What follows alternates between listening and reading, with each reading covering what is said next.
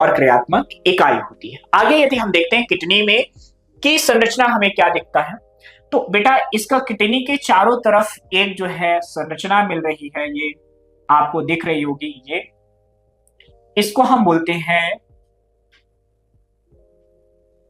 क्या बोलते हैं, रीनल या वृक्क आवरण बोलते हैं, रीनल कैविटी जिसको हम बोलते हैं।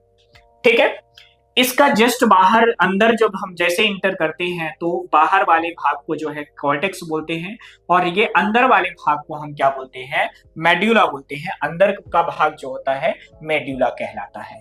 ठीक है, ये जो कॉर्टेक्स और मेड्यूला होते हैं ये किडनी के दो भाग होते हैं, यानी बाहर की ओर कॉर्टेक्स, अंदर की ओर मेड्यूला। अब जैसे ही हम बाहर से अंदर की ओर जाते हैं तो हमें कुछ संरचनाएं दिखती हैं। ठीक है, तो यहाँ पर यदि आप देखोगे उन संरचनाओं को, इन संरचनाओं को यहाँ पर बिल्कुल आपने देखा होगा कॉर्न, यानी आपने कॉर्न क्या देखा होगा, जैसे आपने देखा होगा मक्के के दाने, तो मक्के के दाने की तरह यहाँ पर आपको ये जो है संरचनाएं दिख रही हैं। ये है मक्के की दाने की तरह आपको संरचनाएं नजर आ रही होंगी। ये इन मक्के के दाने के समान संरचनाओं को हम बोलते हैं मेड्यूलरी पिरामिड। क्या बोलते हैं, मेड्यूलरी पिरामिड।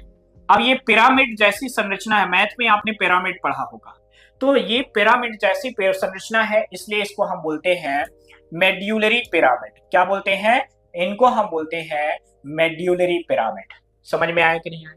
ठीक है, इन दोनों पिरामिड के बीच में जो खाली स्थान होता है उसको हम बोलते हैं वर्टनी ऑफ कॉलम। क्या बोलते हैं, वर्टनी ऑफ कॉलम। दोनों पिरामिड के बीच में खाली स्पेस को हम बोलते हैं वर्टनी ऑफ कॉलम या ब्रिक ऑफ वर्टनी भी बोलते हैं।